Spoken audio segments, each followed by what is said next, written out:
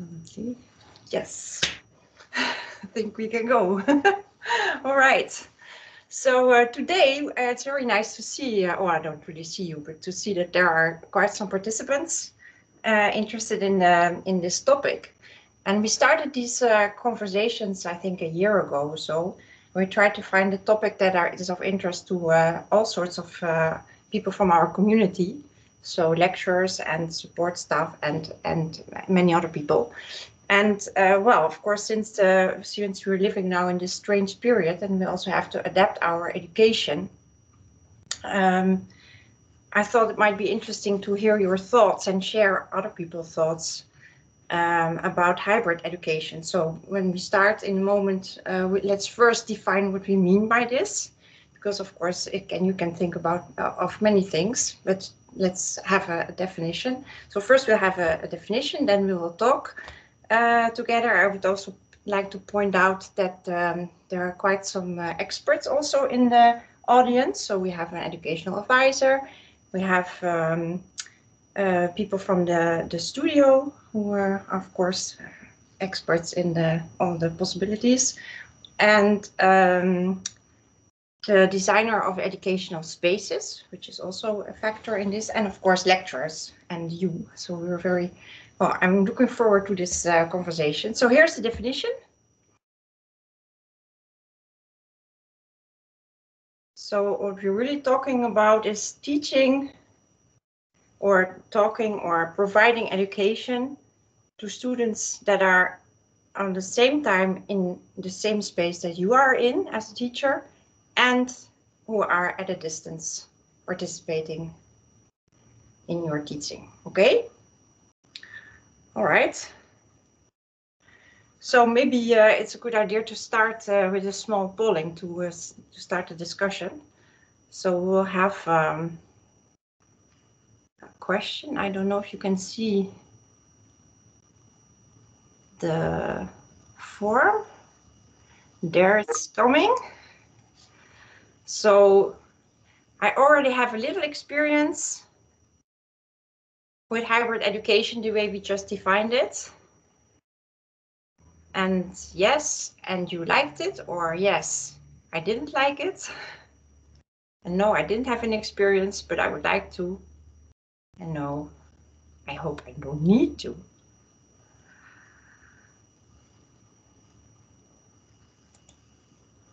Okay. Now we have 13 votes, maybe 16, right? Okay, like a little more time. Okay, I think we can close the polling.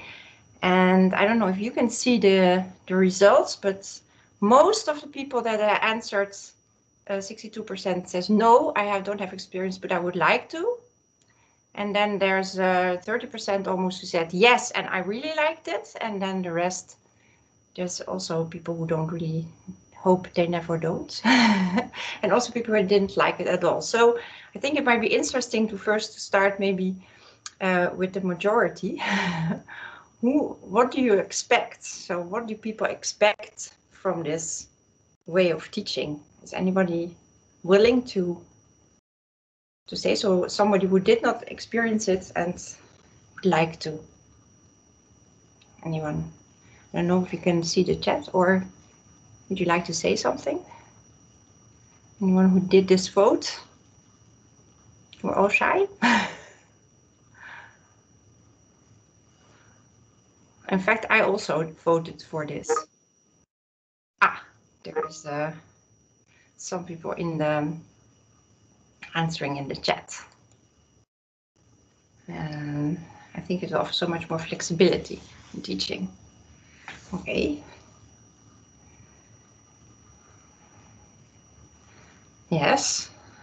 Can you explain a little bit why you think that would be the case? Sure. Thanks. Yes, I can. Hi. So I voted no, but I would like to, because I think teaching hybrid is a new way of teaching, something that not many people have experience with yet. But I do see from the sideline that it will offer, especially for your learners, because they can decide whether they want to be at the location or from home. So when somebody is ill, they don't stay behind. So there's a lot of flexibility in keeping people involved.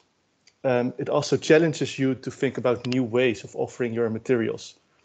Now it's just not a matter of choosing whether you go online or face-to-face, but you really have to think, what way can I best show my content? And instead of thinking in the limitations, I hope as soon as I arrive at this point that I will be teaching, that I can start thinking about the possibilities. Because now I already have so many ideas that that might pop up. So I'm really curious to the people who voted yes, and I really liked it, what they have done. Yeah, maybe Wiebe first, you because you have your hands raised. Yeah, I will. Yes, I think you can hear me now. Yeah.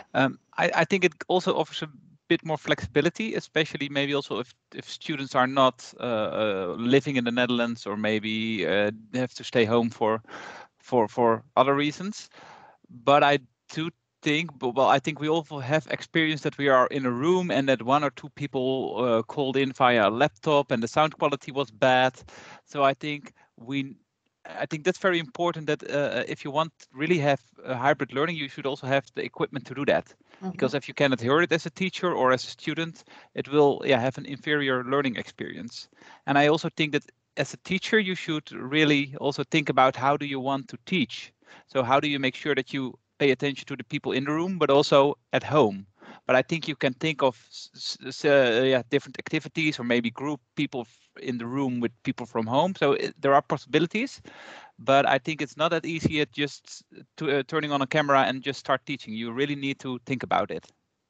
Well, actually, that's what we did, of course, when we had to sort of switch immediately to remote. We all did some houtje-touwtje solution for instant problem. And true, but I think it's different if you have all the people in one digital space so that everyone has the same experience, or when you have, like, if people are sitting in a room, something is happening, and it's very important that you do not exclude people who are calling in from their laptop. So I think it's an extra challenge, but there are I think there are certainly options to overcome these, but I think you really need to think about those. Yeah, I think so too. Michelle? Well, we had indeed the experience of, I am not a teacher myself, but we created a kind of hybrid facility for a course from Robo House. For Martijn Wisse, he's not present at the moment, so I don't know if I can talk in his name. But we made a setup in the teaching lab with 5 cameras, a small audience, live audience, 3 people in front of the audience having a discussion, teaching, and there was a big gap between what the live audience on campus was experiencing and what the online students were experiencing, because the on-campus students could see the teacher, could see the writing and the teacher at the same time, but the online student could only see one source at the time, or the teacher or the writing, and was only asking, show the writing, show us the writing. We want to see the formula being written and not the teacher. We don't find that very important. So it was very difficult to balance the experience on campus and online as a similar experience.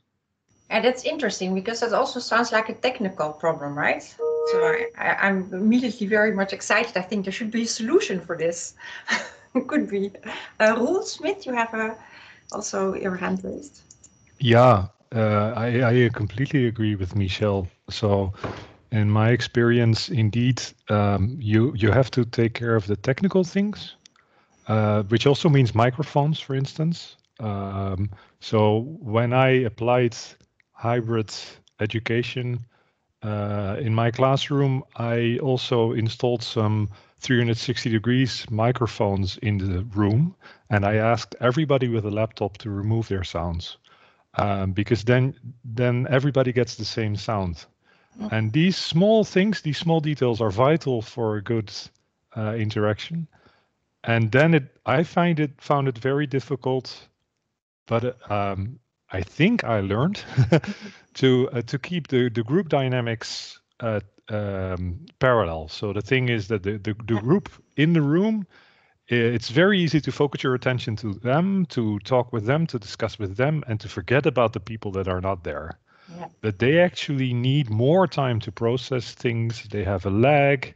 They don't get the sound as neatly, and so on and so forth. So you actually need to spend more time with them to make sure that they remain connected.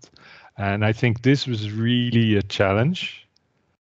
And did you actually see the students that were in the other? No. No, You I had this- no visual link with the online people. No.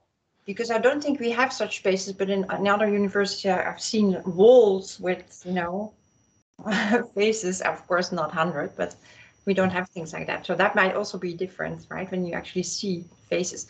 But I think there was one of the teachers, maybe Andrea. I think you have some experience, right? And then I come back to. Could you tell us a little bit what you did in your course? Yeah. So this was a course that I gave over Q2 in AWE, and it was an ethics and applied mathematics course. And to the credit of the coordinators of that master's program, they wanted to have this online component and in-person component. And I think it went generally well. And I would echo the kinds of issues that Michel and Roel have just brought up about, and I know that at least personally, I did kind of slip into this. Well, I was really excited to be able to be lecturing in person again and seeing people's faces and being in the same space. And so while I think overall it was a good experience, I would definitely think more carefully in the future when doing it to make sure that I'm giving enough, not just attention during the lecture, but also in advance of preparing content with thought for not just the students who are there in person. And on the whole, I think it worked well. I mean, the lag is something you have to contend with the Collegiorama lecture recording. But in some ways, I think it was actually because you have to, when students are asking questions in the room, they're not microphoned, for instance. So then I hear the question and I have to reiterate it to the whole room. And I actually think that's a kind of nice practice to do anyway that I hadn't been doing, but I think I will now try to continue because it makes sure that you're understanding what the students are asking and paraphrasing it appropriately and then going on to answer it. So I think in lots of, it kind of was, there were new insights to be gained, but I would also say that I didn't think enough about, I really made my lectures like I was going to deliver them in person and not enough thought to the people who wouldn't be there in person. So, and how about interacting with the students that are remotely present? I mean, do you have a way of doing that? So the way that they set it up, and again, this is all to the credit of the coordinators of this program, they hired a student assistant who monitored the chat. And so he was all the time just alerting me if there was a question from the chat, and he would read it out loud and I would respond to it. So that worked pretty well, although I did get far more questions from students in the classroom setting versus online, and the questions from the students online tended to be more about practical issues, clarification rather than really deeper content questions, but there were still some of those. And that I think worked well. Another thing that, I had to do was kind of create more pauses so that to allow time for answering those questions, to let those questions come in and answer them. But that might also be a thing that we would all be better off doing anyway in our lecturing, to slow it down and create more pauses for students to understand. Yeah. Okay. Thank you. Siguela, you also have your hand raised. Yes. Yeah. I also have to agree with what Andrea mentioned, as well as what Biba said, and Roel and Michel, about the technical aspect of hybrid education.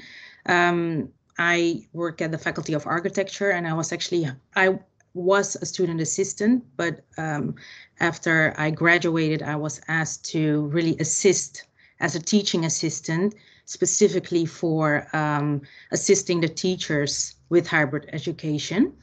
And one of the main things that we did at the beginning of the academic year was really focusing on how to make sure that the students online are really, let's say, gathered together as if they are in that physical environment. And how we did that was, also by really thinking of what are the which equipment do we need. So also the 360 degree cameras, which are used during graduation presentations, were really helpful, because then the sound was also better. And that is also one of the things to really address, is that you need assistance as well to really make sure that everything with regards to the technical aspect of hybrid education is really covered, because otherwise it will be too intense for the teacher to really focus on each and everything. So that is, as a moderator, I actually also primarily assist as a moderator. And if it is necessary, then we also make sure that there are extra student assistants, because also as a moderator, you have to think of a lot of things. But it really helps also the teachers to make sure that the students as well in the space and online are, get the same attention. So it is really necessary to have someone else also that assists you. Yeah, and what did the students say? Do you know how the experience was? Well, it was actually pretty positive. Also what Andrea mentioned is that if there were questions, then either we made sure that there were also microphones. So if there was a question then from or in the room, that they would ask their question and talk in a microphone, so that the sound was also good. And I have to say that there were no negative experiences or reactions thus far from the students. So it worked well, actually. Okay. And Pim, what would you like to add? Yeah, I actually had a question to the people who have experience with this. Because what I heard you say, there's a huge technical part in this, right? Both in preparation as in being there, which was really interesting for me to hear from your perspective. But I was wondering if you notice a learning curve. I'm not sure if you all did it, but from one lecture to the next one, does your audience change? Did you notice that there were more people in the room, different people? How did that go in your situations?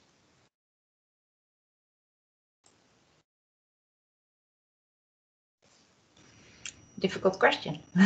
Yeah.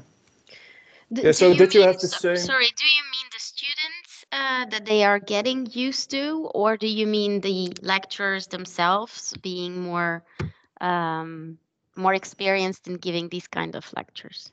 No, I meant, did your audience change? So the people who you had face-to-face in your room, were that every week the same students? That was basically my question. Pim, if I can answer maybe your question in the experience we had with Martijn Wisse, the reason why he wanted to have kind of a talk show setting for his education is that he was giving a very difficult course, and he noticed that people online were actually slipping away, were getting lower grades, were not very focused. So he invited the students who found the course most difficult as the audience that could be there, could be present on campus. So he could focus on them. They could directly ask questions. He could look them in the eye to stimulate their presence in the course. While the students online were the students that were already following the course, getting good grades, and they probably needed less attention. And that seemed to have been working for Martijn. I don't have any facts or figures, but it seemed students that were on campus were grasping the content better. Okay, thank you. I was also interested if maybe one of the people that actually voted for in the, say, the negative way, like, okay, I didn't like it, or I used it and I didn't like it, or I hope I will not have to use it. Could you share your thoughts with us? Because before we get only this, I don't know, you don't have to, of course, but I was just curious. Manon? Yeah, I could say something maybe. Yeah. So I gave a course in Q2, and we had exercise sessions, which we at some point did hybridly. So we had a few students coming to university, and all the rest of them were online. But in these exercise sessions, we give individual help to small groups of students, basically. So typically, normally we walk around a big room, and then we just help people who have questions. But now we had some people having questions in the room and some people having questions online, and we had a platform for that. And being in that room, having like both the people in the room and online, it just seemed very chaotic and many things to handle. So I also think it really depends on the type of education that you give online, basically, how suited it is for that. And I do think that is very interesting. I mean, like, I think it's very interesting to see how we can move towards hybrid education. This is also why I'm here. But so far, at least what I tried wasn't really suited for it. But it was also because, I mean, we try something to offer at least something physical at the university. So I think that's interesting, right? It's also interesting of these times that we do experiments and then we fail, or some things don't work as well, but then we learn how to proceed, maybe to go on. Okay, I don't know if there are any more questions about this topic, but I think we have another form that we could fill in and to see our future expectations about hybrid education. So let's see if we can see the form. Ta-da! Yes, it's coming. Okay, you see it's also in the chat, right? Motion face necessary. Whew.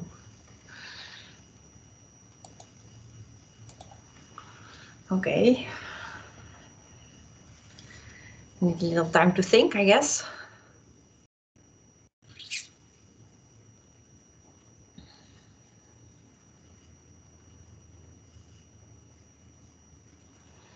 Okay. A few more, maybe? Yes. All right. Then let's.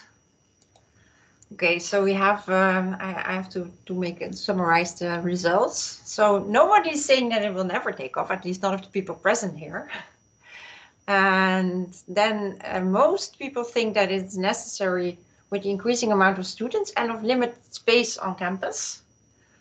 It will create another difficulty on campus, though, as we just heard. Maybe Elizabeth can elaborate a little bit on that later.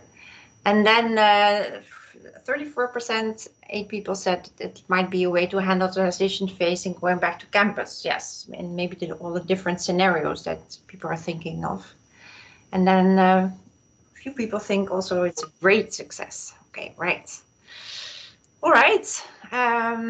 So now we see some also a remark in the chat by Jonetta.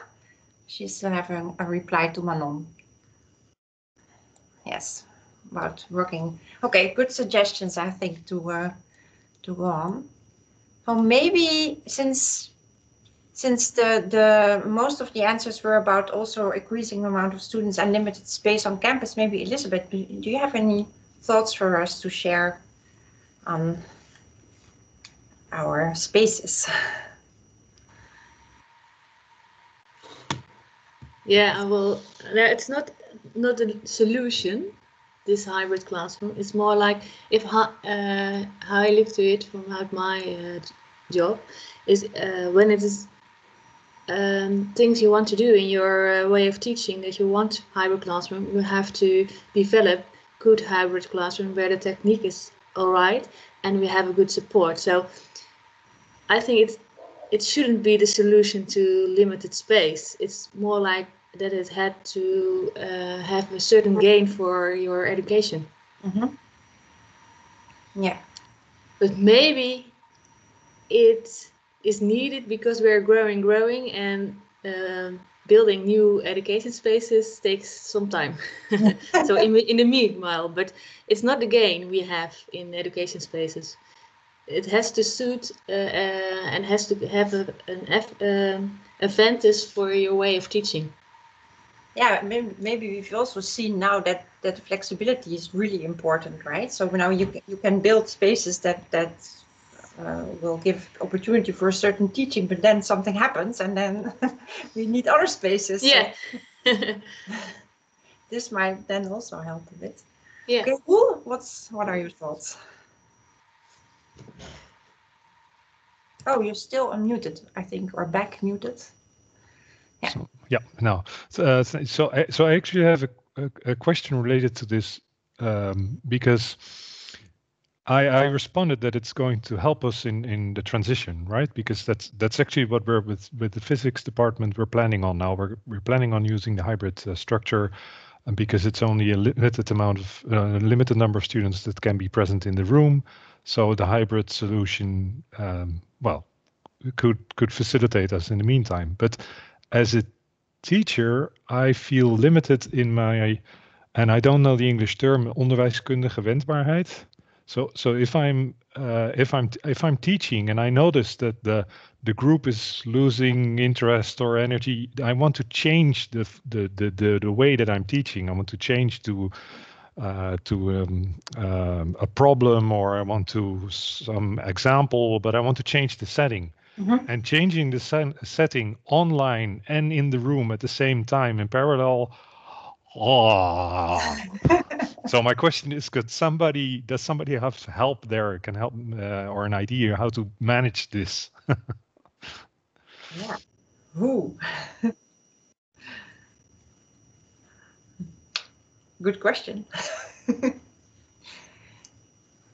Wiebe, maybe do you have an idea how to handle these? Yeah, yeah, I think that's a very challenging thing, and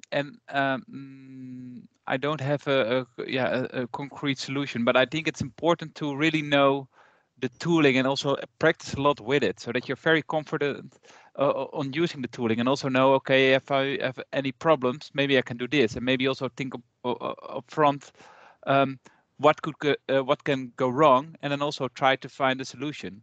And it's always useful, especially when you start with something like this, to have maybe a student assistant or someone else operating the technology, so that you can really focus on the teaching part, and that someone else can at the start manage the technology part.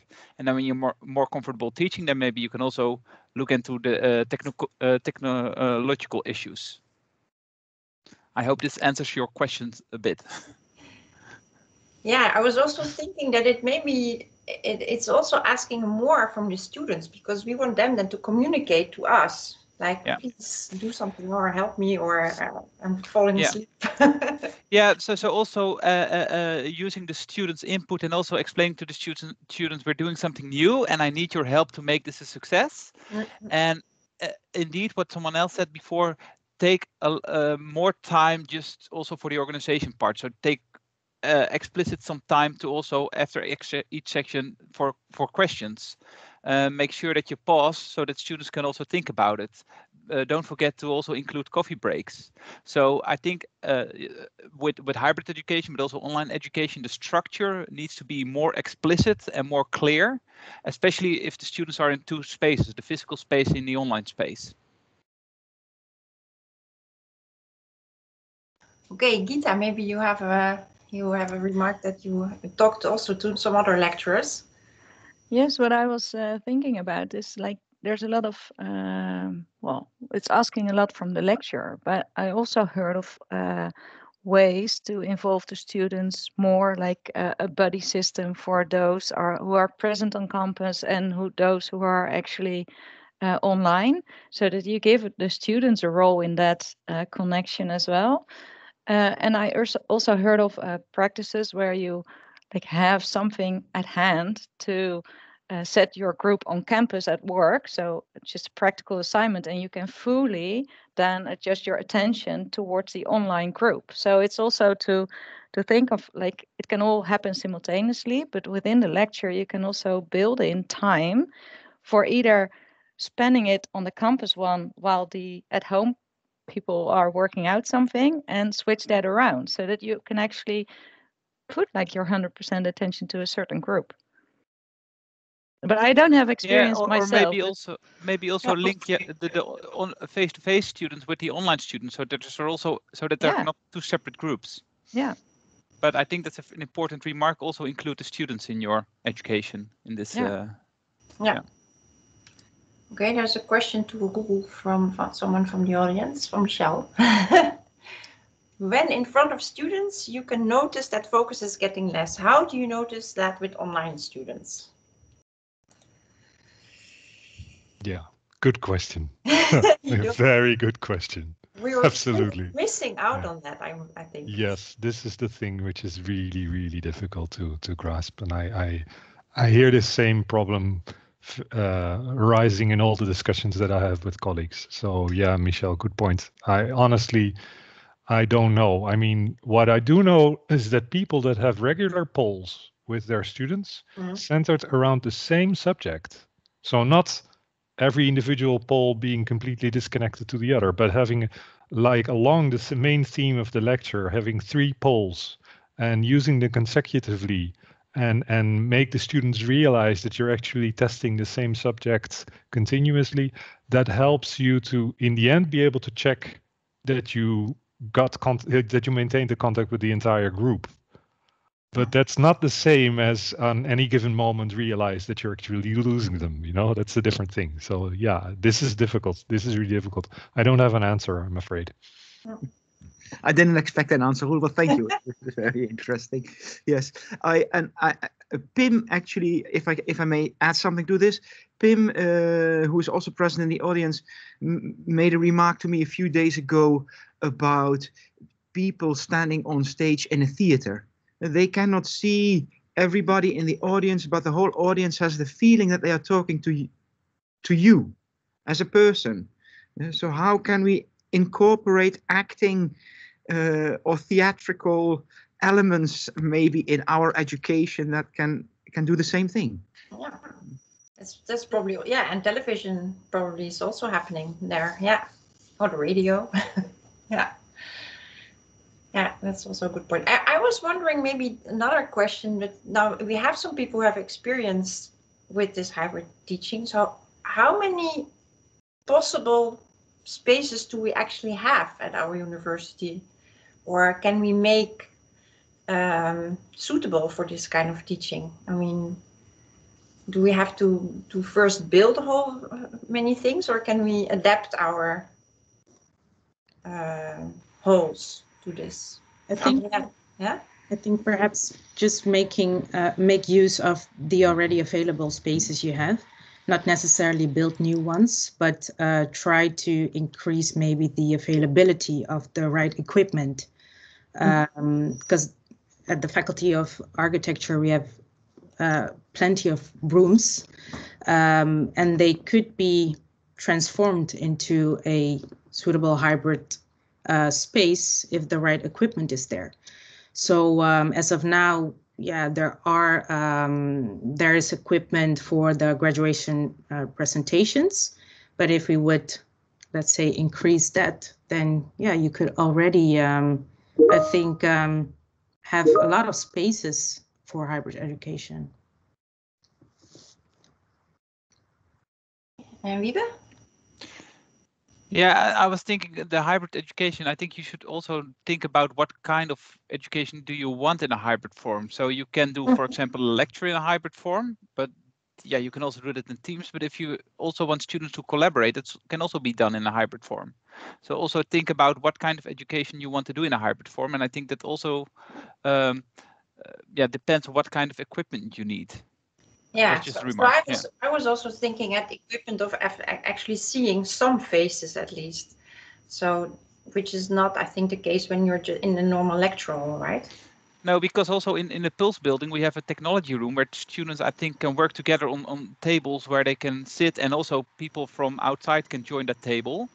And that's also hybrid, but then they're working together. And that's a different form than when you have a lecture and you see as a teacher the faces on the screens at the end of the walls. So also think about not only the lecture style, but also maybe other styles of teaching. Yeah. It really Sure. it really depends on what you need and what kind of way you want to let the people join, remote join. Dus on what level do they have? Is interaction with the remote students necessary or not? And do you want to see them, or do you only want to see them if they have a question and things like that? So you have levels of techniques.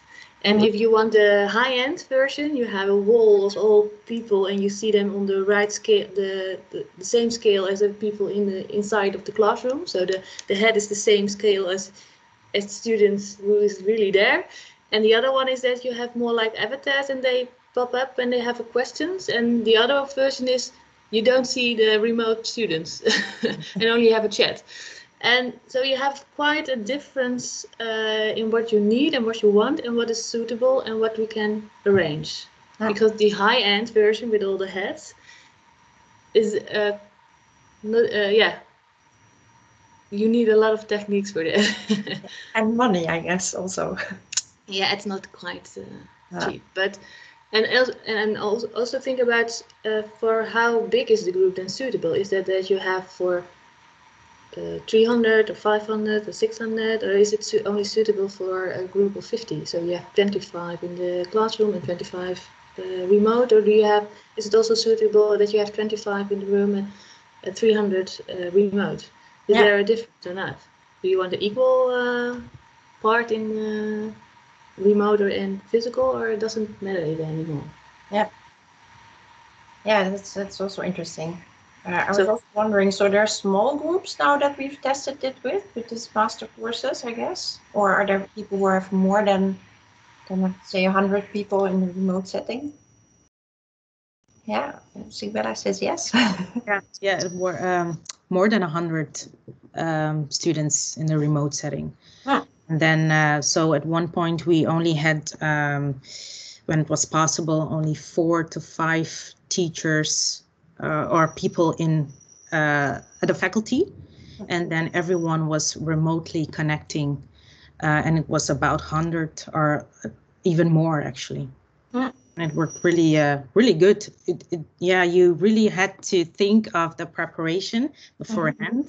So that took a lot of effort. You had to put a lot of effort in that, but in the end, the welcoming session, because it was at the beginning, so to welcome all students, and we tried to make it more lively by creating a video which showed the faculty to really make sure that they know, okay, I am a student and that is the faculty. Although I'm working from home, I'm still part of the university. So that is how we did that, by means of video, music. So also creating the right setting is really important. Yeah.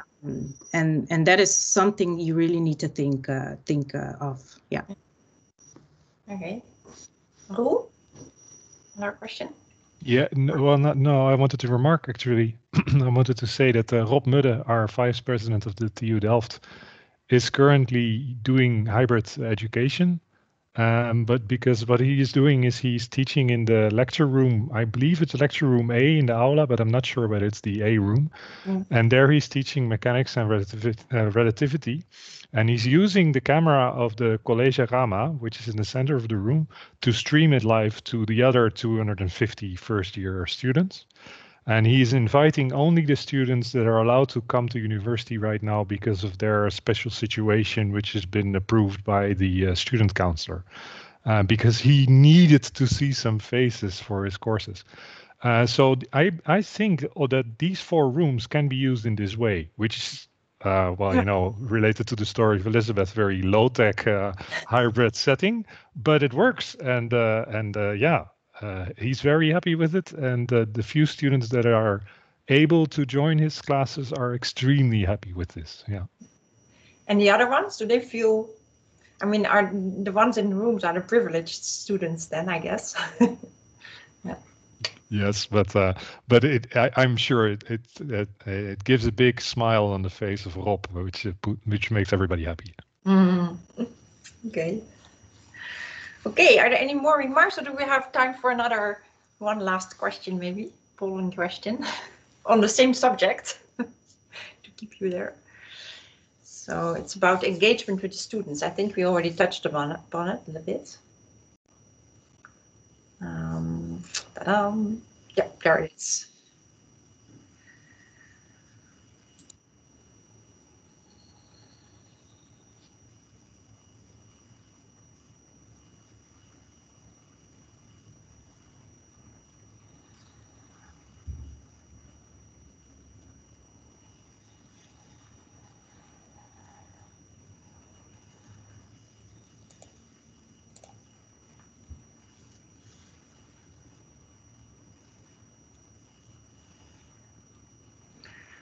Okay.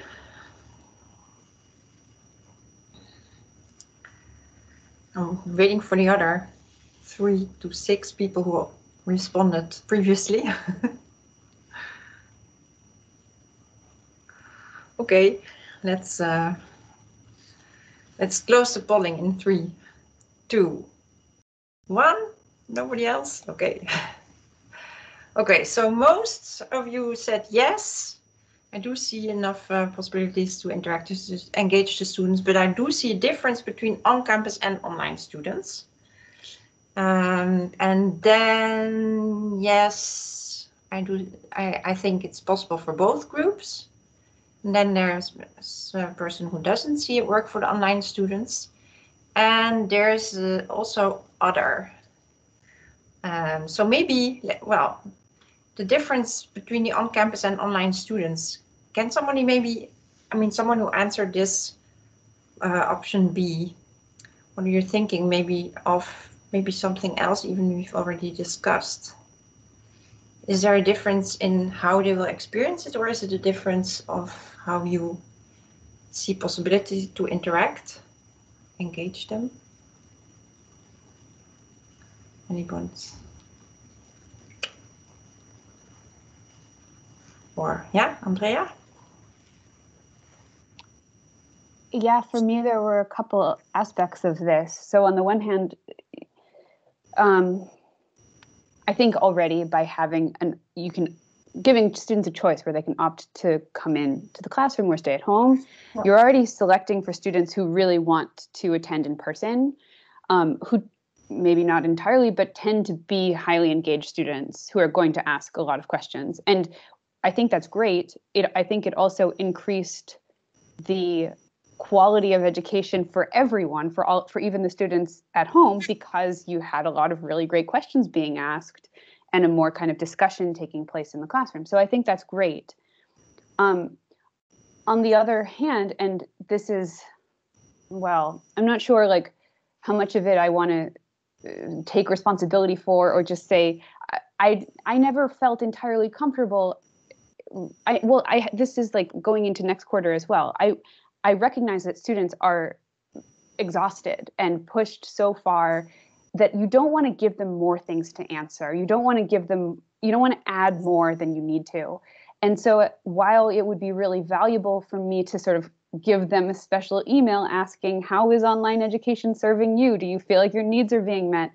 I've hesitated to do that because I feel like it would just be another thing that it's just piling up. And there are lots of students who I feel like are at their limits or past them. So I've hesitated to do that because to avoid more work for them. And so that's what's sort of the downside, I think, because I feel like I'm already taking the fact that students choose to not come in person as kind of a sign that they might need not more work, but less, that they're already kind of exhausted. So there might be ways around that, and I would love to hear ideas that people have used that have worked that don't feel like just an extra task for students to do. Yeah. Yeah, but they could also be ill or not allowed to leave their houses, and then there would be an opportunity to still, yeah. There, okay, yes, right. I see it's already 1:30, so people probably have to go and maybe have to go teaching. So there is a serve webinar on next Friday if you want to know more about what's going on in the hybrid teaching community. So there are some experiences from other universities where some of them already have more experience, more rooms, more teachers who are actually using this. So I would like to thank you all for being here, for voting with us and keeping the discussion alive. And well, I hope it started some thinking about this way of teaching, and maybe we can see some opportunities to take with us in the near future and beyond. So thanks a lot, and hope to see you next time. And enjoy your day. I think we can stop the recording. Bye.